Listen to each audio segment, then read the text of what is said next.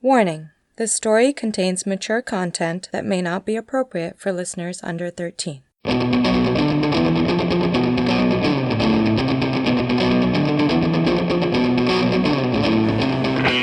Escape Pod, Episode 721. Hustle, by Derek Bowden.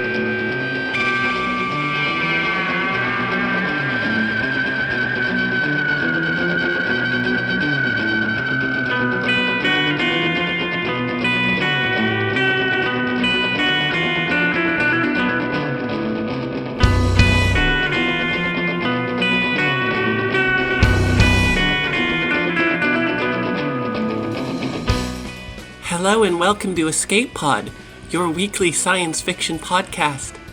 I'm Phoebe Barton, your host for this episode. I'm an associate editor here at Escape Pod, and I'm happy to bring you something new for your ears today. Our story this week is Hustle, by Derek Bowden. This is an Escape Pod original. Derek Bowden's fiction has appeared in numerous venues, including Daily Science Fiction, Flash Fiction Online, and compelling science fiction.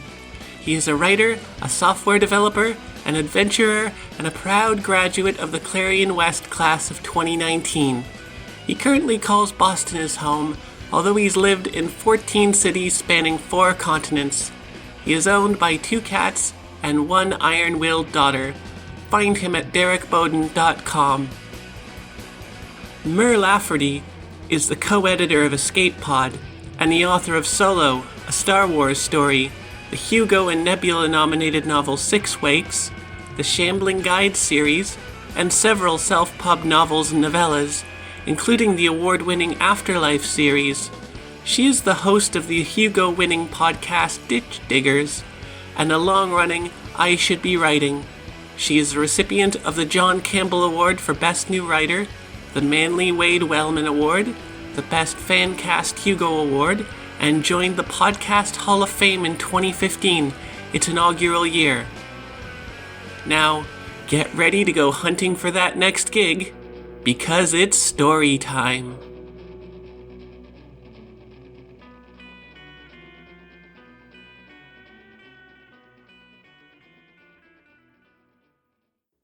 Hustle, by Derek Bowden. I'm all stims and grins as I kick open the door to the West Precinct, strung out bounty dangling from my headlock like a slab of vat beef with a faux hawk. Inside, it's the regular bullshit. A row of 5 tellers, 1 for each of the bounty app networks, a half-dozen grill-streaked auto cuff stations, 4 janitors, 1 cop. Everyone's hustling, of course, cobbling gig shifts to cover backlog tuition payments and overdue streaming services, eyes glazed and fingers flenched to bone. Everyone except the cop, who's there to lock up after everyone bails for the evening rideshare rush. She's a loophole, a salaried ultra-minority, a relic of pre-privatization. She gives me the creeps. I wrangle my mark to the Epic Bounty desk. Payday, y'all! The teller stares at me with soulless eyes. Name and ID. Her DMV monotone is the stuff of legend. Of course she recognizes me. I'm not sporting a latex halter top and violet-tuned contacts to blend in. But I'm still riding the post-gig high, so I play along. Violetta Yamamoto. Into the lens, ma'am, you know the drill. Of course I know the drill. I'm a 5-star double elite epic bounty hunter, 2 tiers shy of max. Max elites qualify for fucking health insurance. No one in King County's amassed more rap than me since I made parole 5 years ago. 74,000 points and counting. But who's counting? I stare into the biometrics, say some words. Now the client. My perp's been huffing Chim X from a glass dick since last Tuesday by the way his eyelids are twitching, and there's nothing but my premium grade headlock keeping him vertical. But it isn't designer drugs that landed him on the Epic Bounty Top 10 municipal hit list. It's the company he's been keeping, the shallow sum of their ages.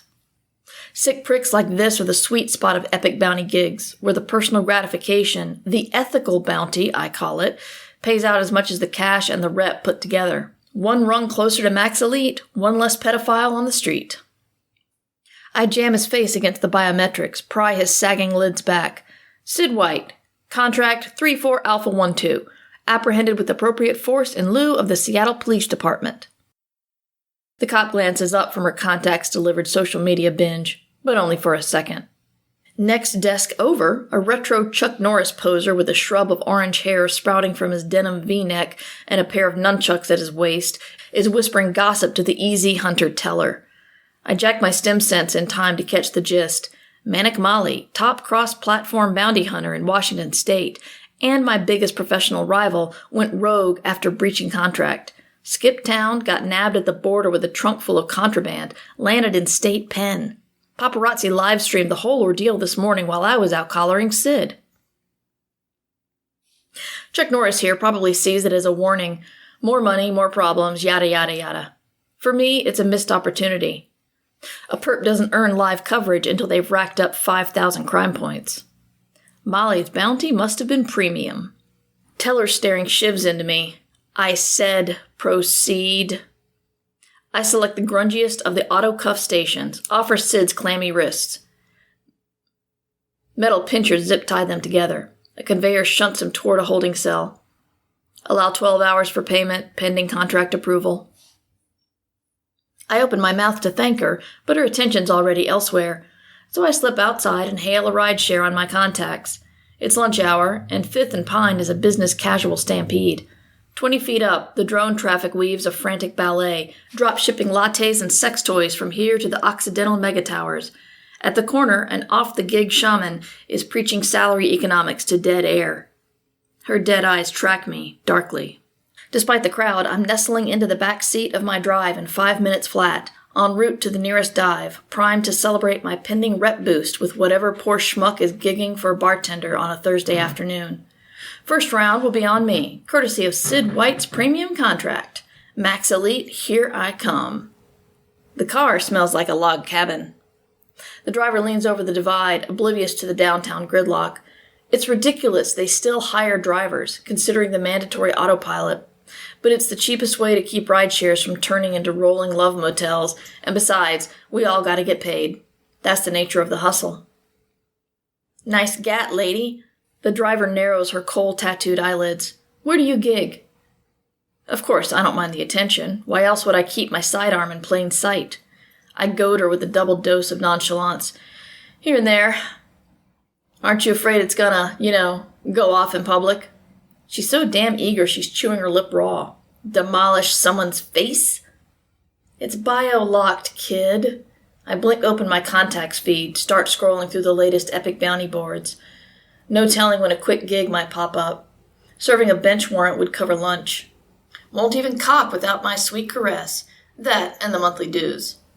It's not yours? Of course not. You telling me you own this car? That your clothes aren't hot leased? This baby's no different from the vaccines pumping through your veins. On demand, keyed to a billing cycle, approved by remote access. She runs the tip of her tongue across her lips, thoughtful. How about a side job? Something in her tone is starting to irritate me, and the Mountain Lodge air freshener isn't helping. Probably just the stims ebbing from my system. I crack a window and light a stick. First drag burns like hell, but it beats Davy Crockett's deodorant. I glower at her through the haze. You want someone killed. Yeah? No, you don't. Fuck you, I'm serious. She knots her eyebrows in a way she must think that looks severe. I'll pay you to kill the CEO of Drive. CEO is the boss, right? Yeah. I can't decide whether it's ballsy or just plain stupid that she's propositioning a complete stranger to whack her boss, all while driving a company-leased car. Good. Kill him dead. Or her. I don't even know. I'll pay $3,000. She's all kinds of hot now, wriggling around and digging gouges into the seat with her double-dipped nails. Want to know what they did to my bestie? No. Fucking normalized her. Get a load of this scam. She leans way over the divide until she's 8 inches from my face. Every time the car hits a bump, her head nails the ceiling, but she's so fired up she doesn't notice. Legally, top-tier drivers qualify for benefits, health insurance, disability, the works. No way is a drive going to shell out for crazy shit like that.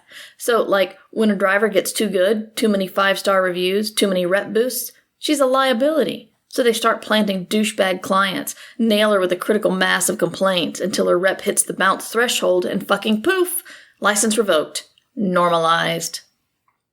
She pauses for dramatic effect. Revoked license is a death sentence. No rep, no gigs, no sugar. 2 weeks later, my bestie lands at the state pen for pawning stolen bling to cover rent. Crazy as her theory sounds, it sets my teeth on edge.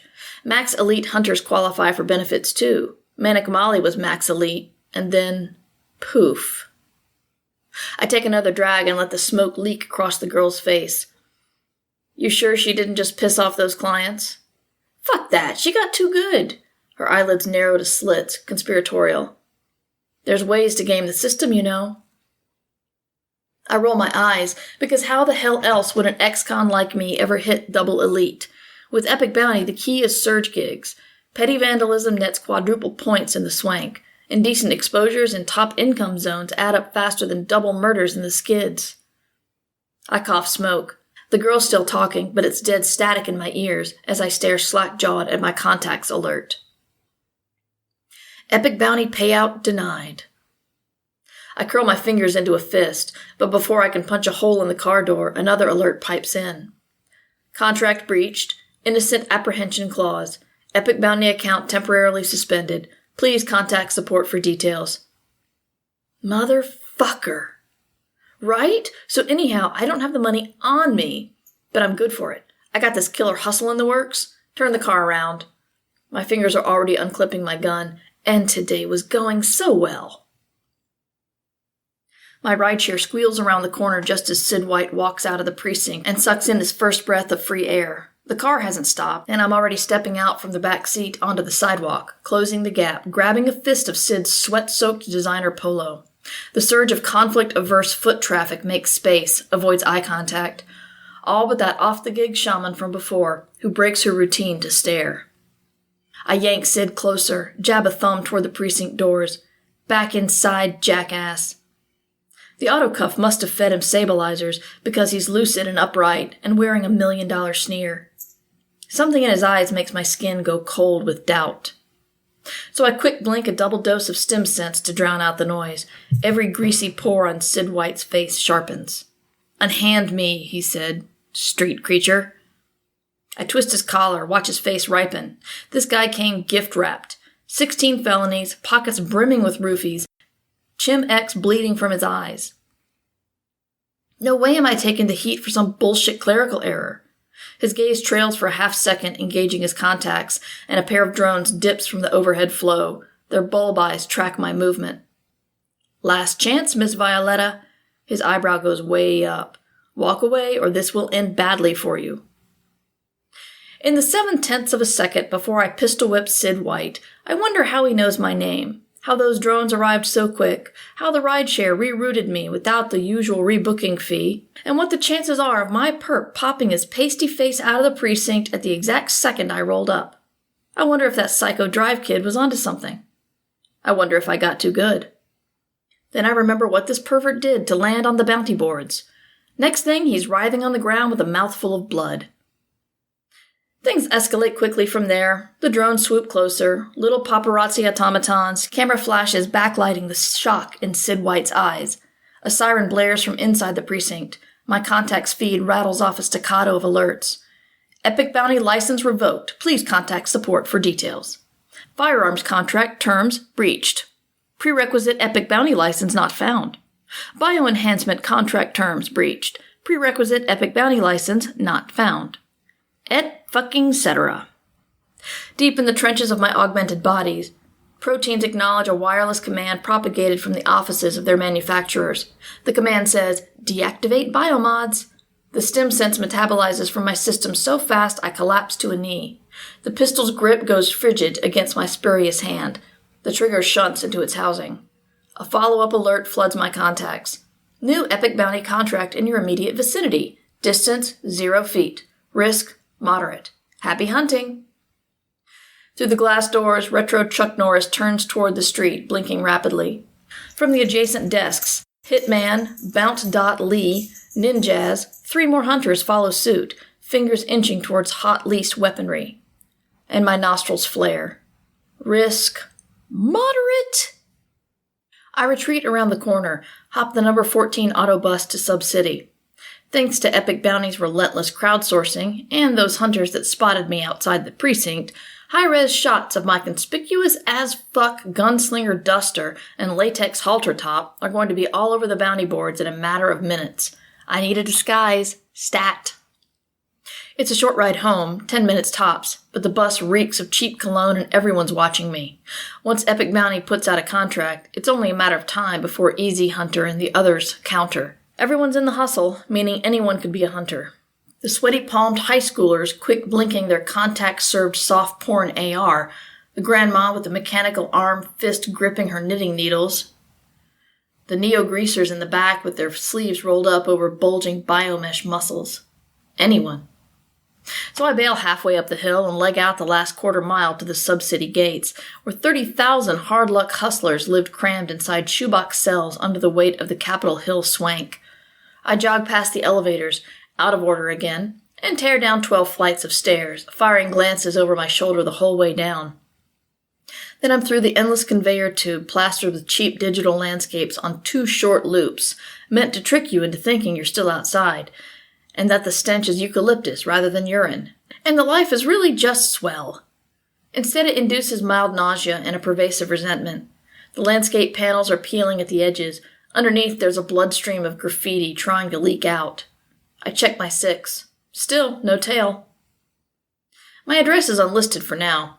Epic Bounty can't broadcast my private records without Seattle PD approval, which should buy me another 10 minutes at least. Plenty of time to change my outfit and reassess my whole fucking life. So I hop the track at my cell block, flash the biometrics, and lock myself inside. My studio apartment is a generic Cozy Pads short lease, like pretty much everywhere else, and if I stand in the middle of the room, I can reach everything. I pop the fridge, scan the rows of ready meals and fizzy drinks, all stocked and priced by Fridge Geek, buy a beer on my contacts, and wait for the Wi-Fi keyed seal to pop. There's nothing in this cruel, cruel world that can't be solved with a cold, cold beer.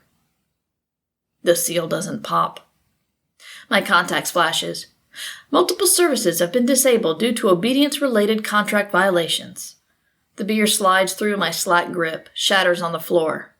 You have received a new fine from Fridge Geek. Please contact customer service for details. The fragrance of cheap beer offers no solace.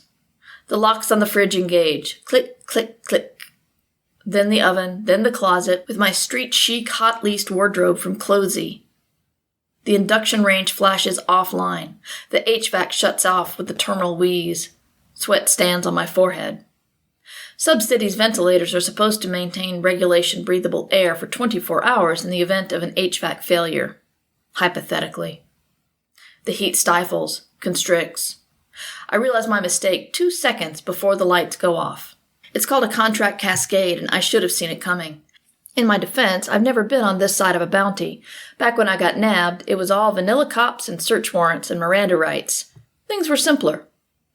Nowadays, smart contracts are incestuous. Your auto-cleaning service wants to know when you're not paying your streaming media bill because, hey, they might be next. Epic Bounty must have tipped off Fridge Geek about my legal status and my corresponding unreliability as a customer, and the shit cascaded downhill from there.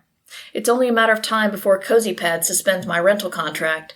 Then I'm locked inside with a dwindling oxygen supply and a clutch of bounty hunters en route, while Cozy Pads cashes in on an easy assisted arrest. And today was going so well. The lights shunt to standby red. I blink system override, pry the contacts from my eyes, and drop them into the morass of beer. There's only one safe place left to go. I just hope the doctor is in.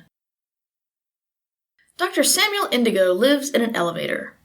The Occidental Megatowers are the world's most garish mixed-use ecosystem.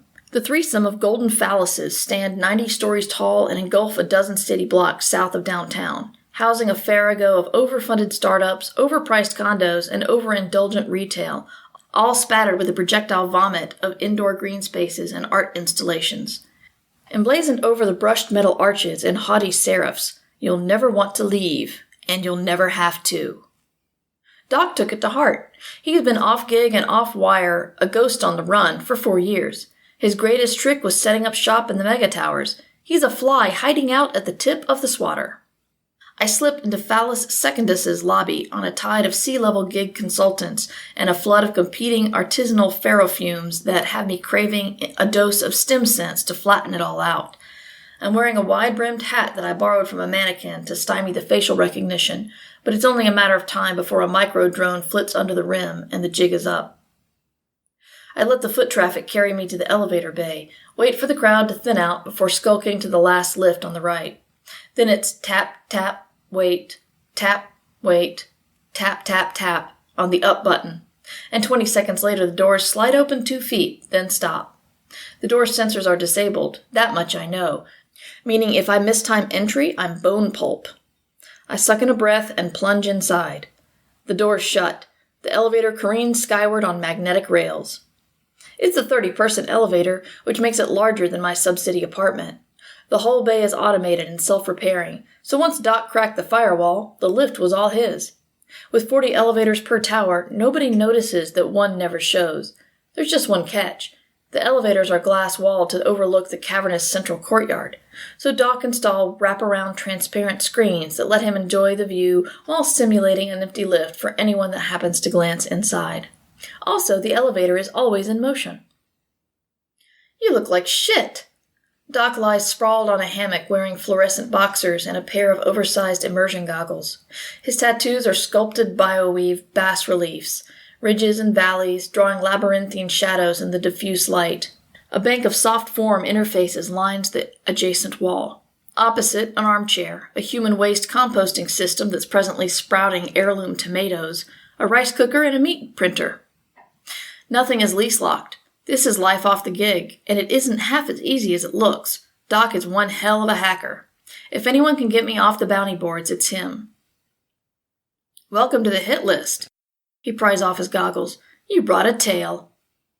I shrug like I knew it. Losing the contacts was easy. Truth is, I've got no idea which of my biomods are trackable. The elevator glides to a halt, plunges downward. My ears pop. I need your help, I say. He lets the silence answer. I'm about to unload my sob story about the contract cascade at my apartment when I cut myself short. Doc has been off the gig long enough. Only condolence he'd have would be a resounding, no shit. So I take off my hat, show him my serious face.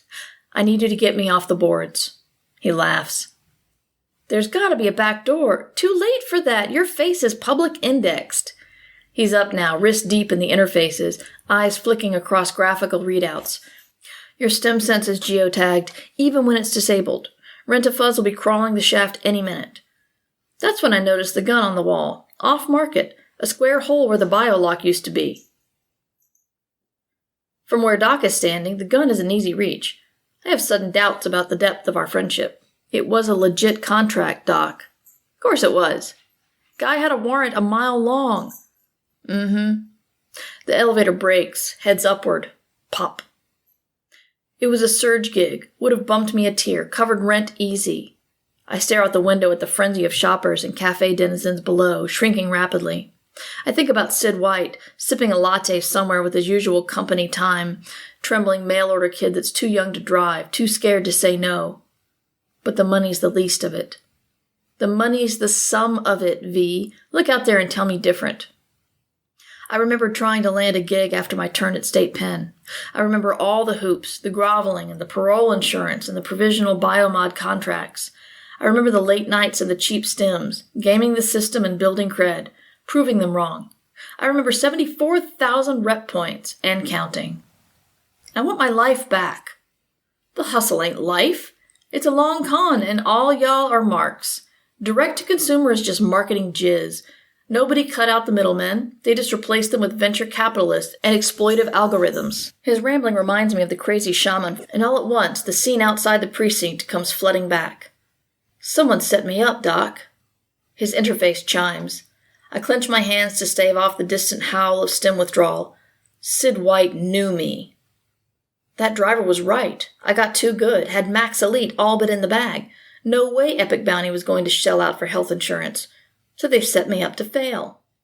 They normalized me.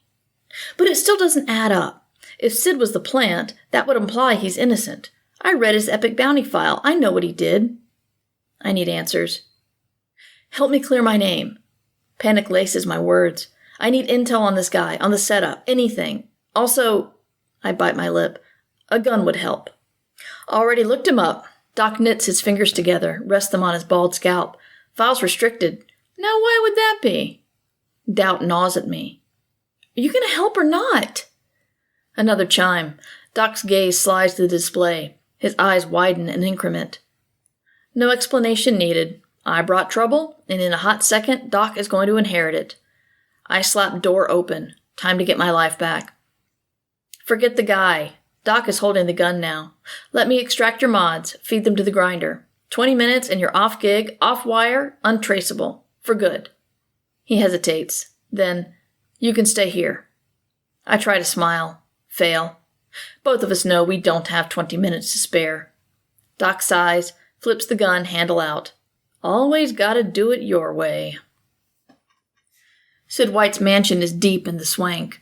It's a neo-retro Queen Anne number, modeled after an old Victorian authentic, aside from the cascading Smartplex atrium and the subsurface carport and the $1 million security network. The air hypo of geotag inhibitors that Doc hit me with on the way out bought me an hour, maybe 2. Nowhere near enough time to properly case the place.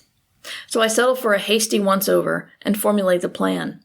Scale the maple across the street, toss a handful of scramblers over the fence to distract the drones, sail a grapple into the open third-floor window, and go full Batman down the zip line into the breakfast nook. Eat a bagel, dig up evidence that Epic Bounty normalized me, split. Then I round the corner and discover that, amidst his celebratory post-acquittal Chimex stupor, Sid left the door open. So I check the magazine on Doc's gun and walk right through the front, wishing for the 100th time today that I had the stim sense to quell my manic pulse. Doc's inhibitors won't keep me off wire much longer. Eventually, my bounty's going to catch up with me. The living room is all chrome and crushed velvet, cavernous and vacant. Ambient light drenches everything in pale blue. Nothing casts a shadow, not even me. Third-wave acid jazz drones from hidden speakers. It smells like bubblegum. A panel by the front door flashes disarmed. Just cracked White's file. Doc's baritone buzzes in my earpiece. You're in over your head, V. Get out of there. A pressure drop from elsewhere in the house pulls the front door shut. The lights on the panel turn solid. Armed. Too late, I subvocalize and squelch the line. My first step sends funhouse echoes banging across hardwood flooring and vaulted arches. I'm a bounty hunter, not a cat burglar. Never even registered with Steel.io or the other dark web apps. And this whole thing is finally starting to feel like a bad idea. From upstairs, a dry cough.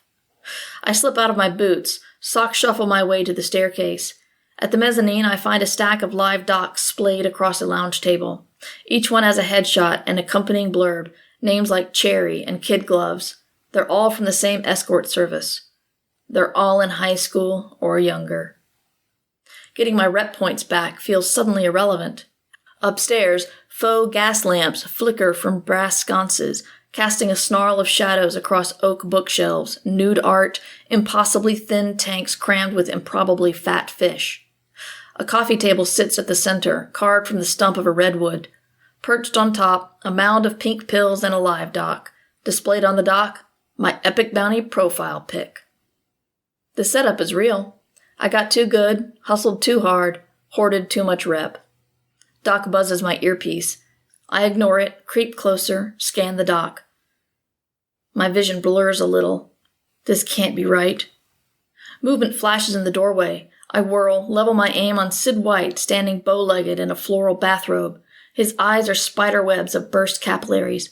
A glass pipe slips from his grasp, shatters on the floor. The menthol reek of designer drugs floods the room. From the halls beyond, a girl shrieks. I remember the headshots, suppress a shiver. I point at the live doc with my chin. The fuck is this? He circumvents the broken glass, plucks the live doc from the table, grins. Looks like you. I tighten my grip on the gun. Who are you? His grin widens. An innocent man. My earpiece buzzes again. I pop the line. But he was born Sidney Rosa, son of Chloe Rosa, president and CEO of Drive, Inc. There's an urgency in Doc's voice I've never heard. Billionaire, hustler, this isn't normalization, V. It's a cover-up. Emblazoned across the live doc, thank you for your generous contribution. Please accept our sincerest apologies for apprehension and arrest of your son. We've assigned an agent to the case. See below. You didn't stop to wonder why you've never seen me on the bounty boards before? Sid spreads his arms. It's because I don't belong there. Those apps are coded to scrub the hit list for VIPs like me. But you know how apps can be. Every now and then there's a glitch, something slips through. So there are fail-safes. He smirks. You. I'm grinding my teeth so hard my jaw cramps. They clear my charges, hit you with an innocent apprehension so everything seems legit. It's nothing personal. Sid shrugs. Could have been anyone. I blink through a swell of vertigo. Being too good, that I can swallow, even if it means another turn in the pen. Being inconsequential. He chuckles. Would have been a minor infraction if not for the scene you made outside the precinct. The proof's all here. I motion to the mezzanine, the back rooms. You're going down, Sid. Oh, come on, lady. Who's a jury going to believe? A CEO's son with a clean record or an ex-con hustler gone rogue? Gone rogue. Was Manic Molly a clerical correction too?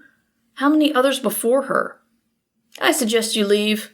He flicks 2 fingers across the live dock. Before anyone else suffers for your mistakes.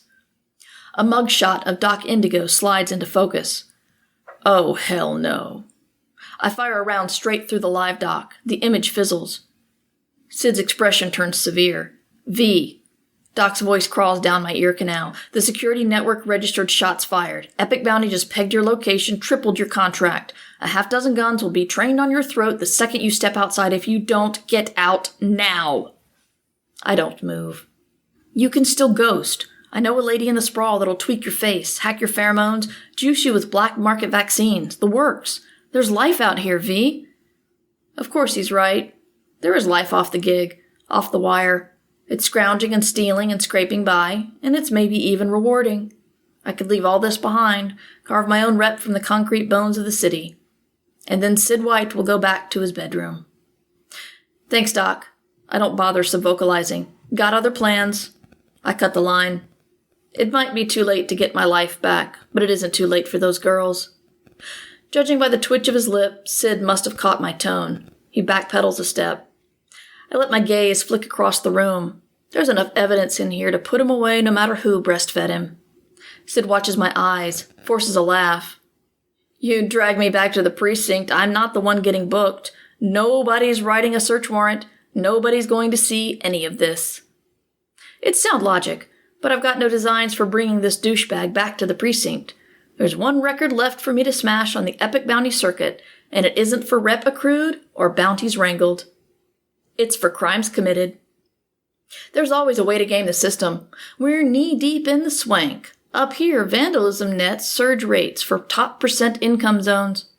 By how quick my gunshot registered online, Sid's security system, his and everyone else's in firing range, must be jacked straight into the bounty network for premium response times. Once I notch 5,000 crime points, I'm guaranteed live coverage from one of the news gig apps, just like old Manic Molly. Paparazzi will be on me faster than my rival guns, and as long as I tread the right route, Sid White's darkest secrets will end up all over the morning news feeds. The rising dread on Sid's face as he sorts out my intentions is a bounty in itself. The public loves a good celebrity takedown. The media will bleed this story dry for weeks. No way is Sid's mama getting him out of this one. I head for the rooftop deck, gun in hand. It's time to cause some mayhem. It's time to show this town what it means to hustle.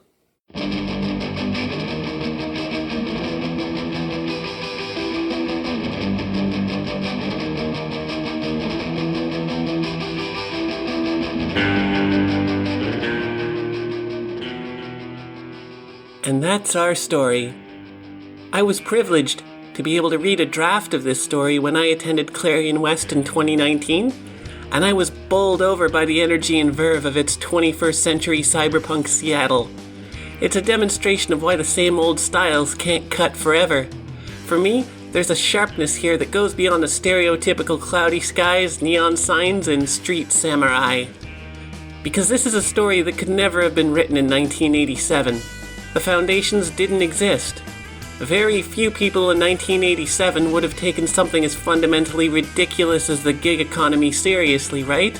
But now here we are, and in 2020 it's a short hop from gig worker taxi drivers to gig worker bounty hunters. It's a story in the finest if this goes on tradition. In my opinion, that's one of the sweet spots of science fiction, when the speculative element is just familiar enough to be weird but plausible. It's the energy of real life, but exaggerated and refined. I hope you all enjoyed it too. Escape Pod is a production of Escape Artists Inc. and is brought to you with a Creative Commons Attribution Non-Commercial No Derivatives license. Don't change it, don't sell it, do go forth and share it. If you'd like to support Escape Pod, please rate or review us on Spotify, Apple Podcasts, or your favorite app. We are 100% listener supported, and we count on your donations to keep the lights on and the servers humming. You can donate via patreon.com by searching for Escape Artists, or via PayPal through our website, escapepod.org. Patreon subscribers now have access to exclusive merchandise and content. Our opening and closing music is by Daikaiju at daikaiju.org. And our closing quotation this week is from James Alan Gardner, who said, "Deliberate choices are the only sacred things in the universe. Everything else is just hydrogen." Thanks for listening, and enjoy your auditory adventures through time and space.